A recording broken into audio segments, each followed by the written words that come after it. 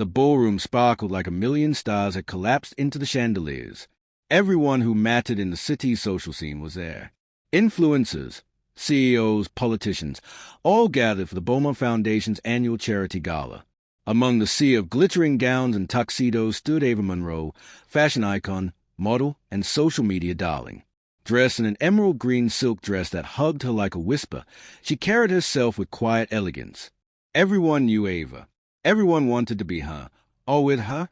Across the room, hidden behind a column, Ethan Calloway watched her with a calm, unreadable expression. His suit was tailored, his jaw sharp, but it was his eyes, icy, calculating, that told the real story. He swirled the amber liquid in his glass as Ava approached the main stage. "Tonight," she said, taking the MIC, "we raise funds to build homes for displaced women and children.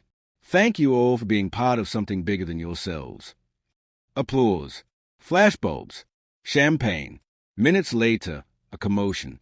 Whispers turned into murmurs, murmurs into gasps. One of the gala's most expensive auction items, a limited edition Cartier diamond purse valued at over $400,000, had vanished from the showcase table.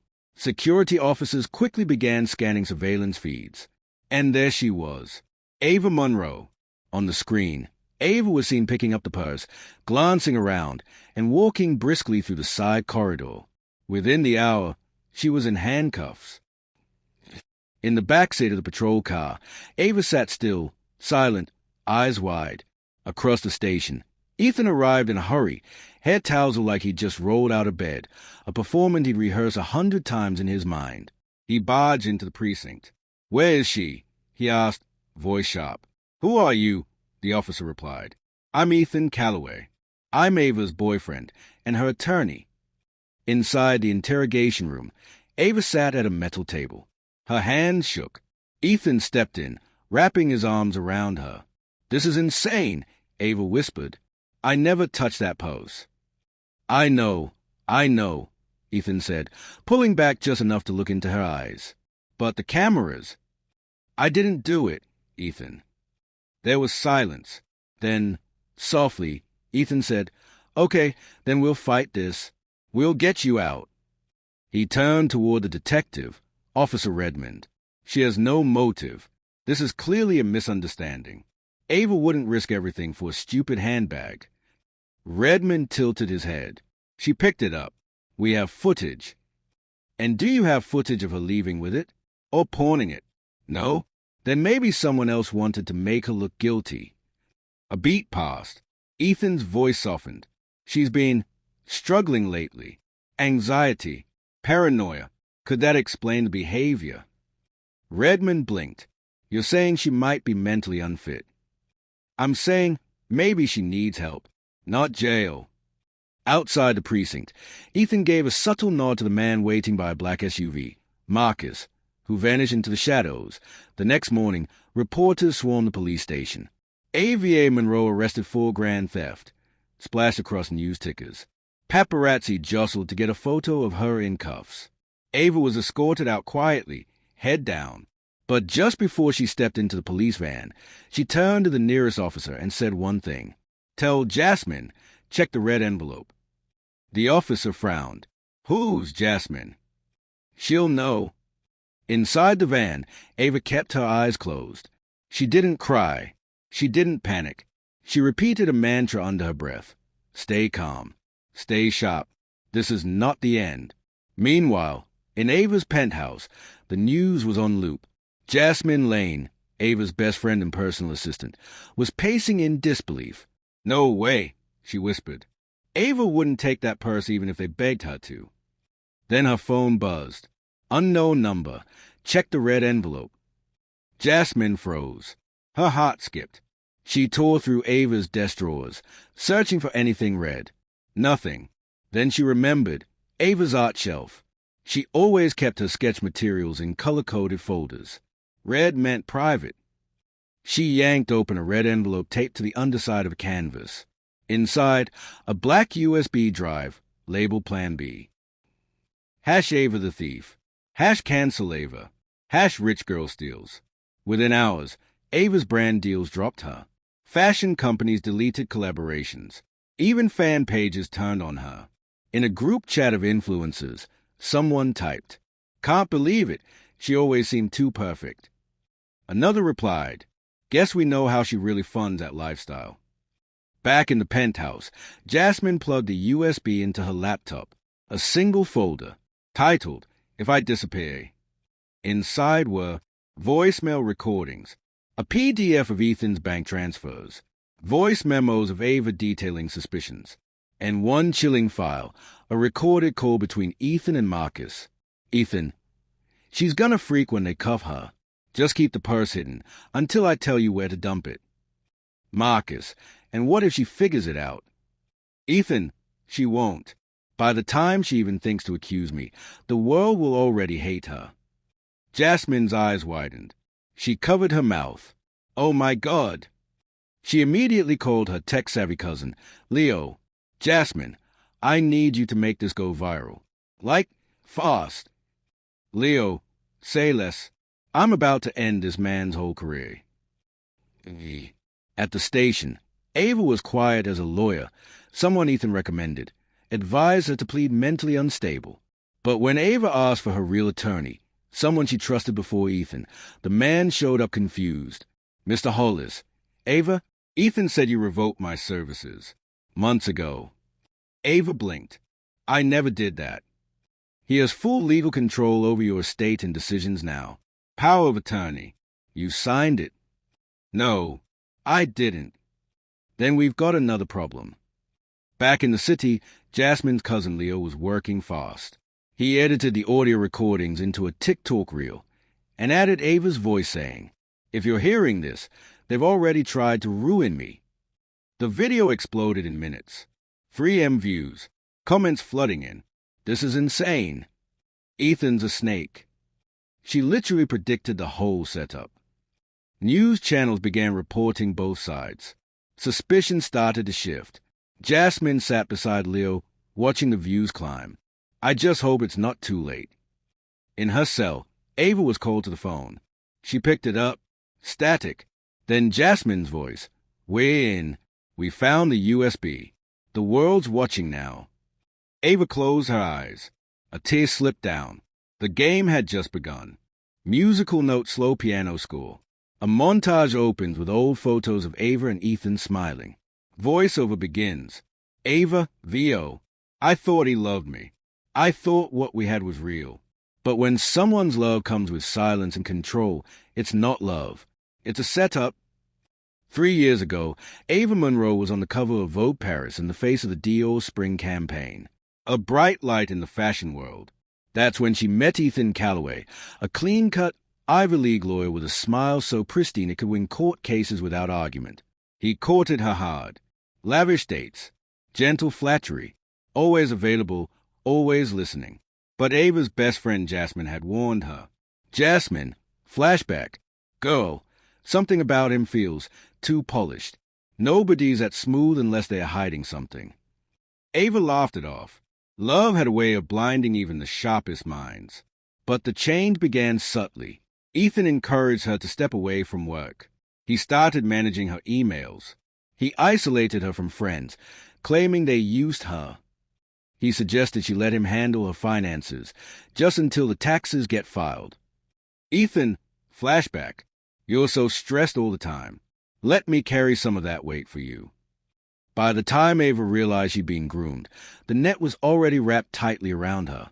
He had power of attorney, access to her assets, and now a motive. With her out of the picture, disgraced, institutionalized, or imprisoned, he would inherit everything. Ava wasn't just framed.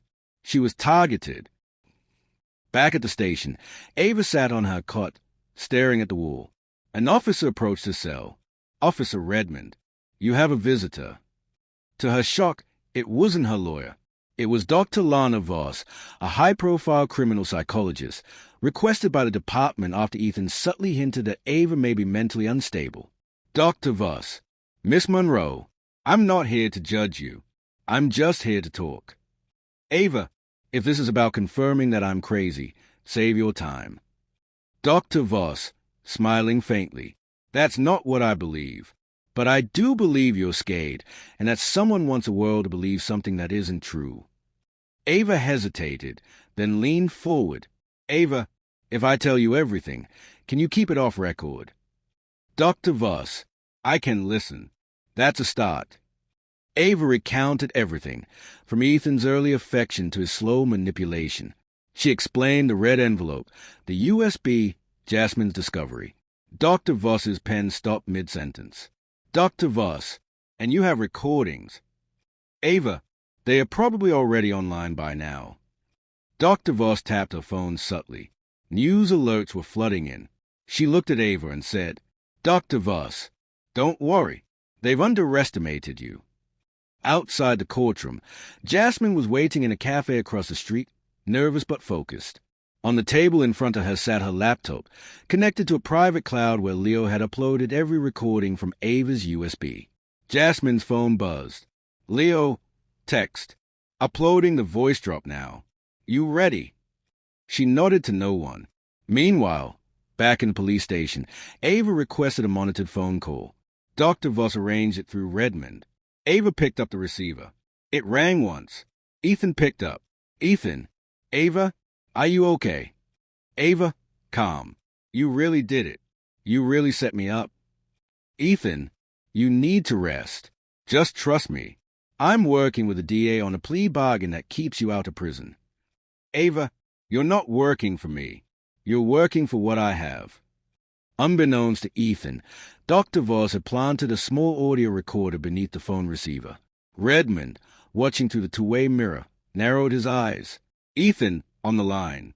If you just sign the medical evaluation, they'll declare you mentally unfit. You'll be out in a few months. It's better than jail. Ava, you always did love when I was silent. Huh? Click. That was enough. Later that night, Jasmine tracked down Marcus, Ethan's old friend and the man heard on the USB audio. Marcus was working the bar at a small jazz lounge in Brooklyn. Jasmine, you don't know me, but you know Ava. Marcus, look, I don't want any trouble. I'm not proud of what I did. Jasmine slides her phone across the bar. You're already recorded. You're part of it. But if you help us, you can fix it. Marcus looked around nervously, then leaned in. Marcus, Ethan told me she was cheating, that she was unstable, said she was draining him emotionally. He asked me to impersonate her, to wear a wig and a green dress, take the purse, and disappear out the east hallway.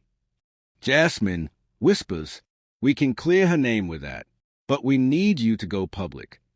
Marcus, if I testify, he'll bury me. Jasmine, no, if you stay quiet, you bury yourself. Marcus sighed. Marcus, okay, but I'm not doing this alone. You get me legal immunity. The next morning, Ava stood on the rooftop with Leo and Jasmine, holding the keychain and watching the sunrise. Leo, if we package this right, it's not just vindication, it's justice. Ava, then we need to do more than go viral. We need to bury him legally. Meanwhile, across the city, Ethan's apartment was eerily quiet. He poured himself a drink and stared at the TV. Ava's face filled the screen. His phone rang. Marcus, on speaker. You know they're coming for you, right? Ethan, you still think she's gonna win? I built her brand. I funded her. Marcus, you stole her life, and she just took it back. Ethan hung up and smashed his glass against the wall. Later that afternoon, Ava held a press conference. Ava, to cameras. 3 weeks ago, I was branded a thief. But today, I share the truth. I was framed by someone I trusted with my life, and now the evidence speaks for itself. She held up the keychain and a notarized statement from Clara, confirming her location during the theft. The reporters roared. Twitter exploded. #Ava returns. #the truth tastes sweet. #he framed her. Meanwhile, the DA's office announced a grand jury investigation into Ethan Calloway for conspiracy, fraud, and obstruction of justice. Ethan's mother, Loretta Calloway, appeared on a morning news talk show. Loretta, my son is not perfect, but I raise him better than this. I hope he answers for what is done. In a dark office, Ethan watched the interview and chuckled bitterly. Ethan, even my mother's chasing clout now. But his smile faded as the door opened and 2 federal agents walked in. Agent 1, Mr. Calloway, you're wanted for questioning regarding the Monroe case. We suggest you come quietly. Ethan, cold. I'm a lawyer. I know my rights. Agent 2, then you know obstruction's a federal crime. As they escorted him out, reporters swarmed the street. Reporter, Ethan, do you deny framing Ava Monroe? Ethan, forced grin. She framed herself. I'm just the one who saw it first.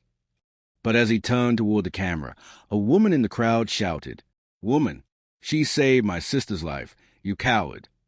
Ethan blinked. Ava was no longer just a name. She was a movement. The preliminary hearing was standing room only. Ava entered wearing a fitted white pantsuit, the color of truth, of peace, of war. Ethan arrived with 3 high-profile defense attorneys. The courtroom tension was electric. Prosecutor Collins, to the judge, we intend to prove that Mr. Calloway orchestrated a conspiracy to dismantle Ava Monroe's public and private life, including but not limited to identity fraud, manipulation of medical documents, and premeditated theft using a double impersonator. Ethan leaned to his lawyer and whispered, Ethan, they'll never prove intent. But that's when the courtroom doors opened. In walked Dr. Lana Voss, Marcus, and Clara Beaumont, all listed as surprise witnesses. Ethan's jaw clenched. The bombshell came when Clara was questioned. Prosecutor, Mrs. Beaumont, did Mr. Calloway ever speak to you regarding Ava's mental state? Clara, yes. He said she was dangerous. Said she was spiraling. But I never saw that behavior. Not once. Prosecutor, and what of the purse? Clara, my husband and I knew it was a replica. No real theft occurred. But the implication was meant to ruin her. Then came Marcus. He detailed how Ethan had paid him $8,000 to wear a wig and a duplicate dress and mimic Ava's exit from the gala. Marcus, I thought it was a prank at first, until the next day when I saw her on TV in cuffs. The jury stayed, wide-eyed. Ethan's face began to crack. But the final blow came when Dr. Voss submitted her report. Dr. Voss, there is no evidence of psychosis, delusion, or instability. Ava Monroe was lucid, aware, and unfortunately, gaslit by the defendant over months. Outside the courthouse, Ava stood before dozens of cameras. Ava, he used my trust as a weapon. He used my name as a shield. But today, the truth spoke louder. Later that night, Ava sat in her apartment, surrounded by Jasmine, Leo, Clara, Marcus, and Dr. Voss. Leo, grinning. You're trending worldwide. Again. Marcus, raising his glass. To the girl they couldn't cancel. Ava, smiling. To the truth, and the team that made sure it never stayed buried. As laughter filled the room, her phone buzzed. Text from unknown number. You may have won this round, but not all poison comes in bottles. She stared at it. Ethan, from a burner. Her smile faded, but only for a second. She stood and walked to the window, looking out over the skyline. Ava, to herself, let them come. I've already survived the worst. The internet didn't rest. By dawn, clips from Ethan's preliminary hearing were everywhere. YouTube reaction channels dissected every word. Memes were savage. When your master plan is a disaster plan. He framed her. She framed him back in HD.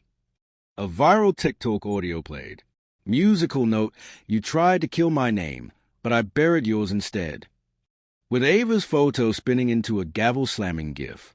Meanwhile, in a holding cell beneath the courthouse, Ethan Calloway sat in a dim corner, head resting on his fists. Gone was the power suit. Now, a wrinkled orange jumpsuit and a 5 o'clock shadow. Inmate, ain't you that lawyer from the news? Ethan, no. Inmate, chuckling. Guess your degree didn't stop karma. Across the city, Ava was watching too. Sitting on the floor of a penthouse, wrapped in a hoodie, she stared at the thousands of messages on her phone. Some were apologies. Some were confessions from people who once doubted her. Some were from strangers Ava had never met, Women sharing stories of betrayal, manipulation, survival. One message stood out. Because of you, I walked away from a man who gaslit me for 6 years. Thank you. She teared up. Jasmine, entering quietly. You're changing lives, Ava. Ava, softly. I was just trying to save mine. Clara Beaumont Haddon just testified. She had snapped back into her power. Once the dutiful wife of a billionaire, a man who colluded with Ethan to fake a high-profile theft, Clara now held the cards. After Ava's trial exposure, Clara filed for divorce, cited fraud, and released a press statement. I refuse to remain silent beside cowards in suits. Her husband's face was plastered on tabloids as the real thief behind the Cartier heist. And Clara? She partnered with Ava. The two women walked into a major publishing house to announce the launch of the Second Slice Foundation, a nonprofit for women framed, silenced, or manipulated by powerful men. Reporter, what made you two come together? Ava, truth brought us together. Purpose is keeping us there. Clara, smirking, and revenge tastes better when it's frosted with justice. They clinked coffee cups and walked off as flashbulbs burst behind them 1 week before Ethan's full trial. Something unexpected happened.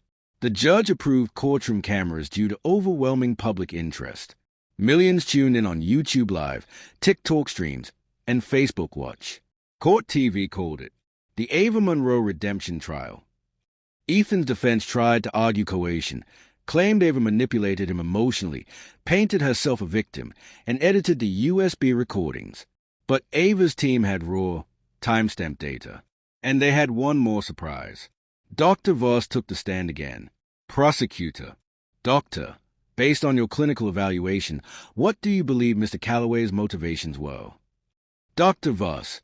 He fits the profile of a covert narcissist, charming, calculated, and dangerous when losing control. Ethan sneered from the defendant's table. Ethan, muttering, she doesn't even have a real license. Judge, speak up, Mr. Calloway. Ethan, raising voice. None of this would have happened if she just listened. I built her. Judge, excuse me. Ethan, snapping. She was nothing until I came along. I protected her, elevated her. She was mine to fix. And when she stopped needing me. Judge, sternly, Mr. Calloway, you just confessed to psychological manipulation on the record. The courtroom went silent. Ava stared straight at him. Calm, fierce, unforgiving. The verdict came in. Guilty on all charges. Identity fraud, obstruction of justice, conspiracy to defame, attempted exploitation under power of attorney. Ethan was sentenced to 22 years in federal prison, with no parole for the first 15. As the bailiff led him away, cameras zoomed in. The once flawless, smug lawyer now looked small and scared. Outside the courthouse, Ava addressed the world. Ava, I didn't speak out to punish him. I spoke out to protect the next woman he might have silenced. I want every woman watching to know your voice can undo even the most perfect lie. A week later, Ava posted a video titled, Framed but Not Broken. It amassed 62 million views in 3 days. Fan comments, this needs to be a Netflix series. She went from victim to legend. Roll life Olivia Pope energy. I believe you, Ava. Even her former critics issued public apologies. Fashion brands sent new contracts. Podcasts begged for interviews. Book publishers offered 7-figure deals. 6 months later, Ava stood on a beach in Greece, the wind blowing through her long curls. A camera crew followed her from a distance. She was filming the closing scene of a documentary series. Director, off-screen. Final thoughts. Ava turned to the camera. Ava, they tried to erase me with a headline. Now I'm writing the next one. Cut to her new foundation's ribbon-cutting ceremony. Dozens of women standing tall, many once silenced, now speakers and leaders. Cut to Clara, Jasmine, and Ava laughing at a book signing. Marcus in the crowd, sober, changed, redeemed. Cut to Ethan, watching it all from prison TV. The last shot, Ava in her office. A painting behind her that reads, Your silence almost killed me. But my voice brought me back. She looks at the camera, smiles, and closes her laptop. Fade to black.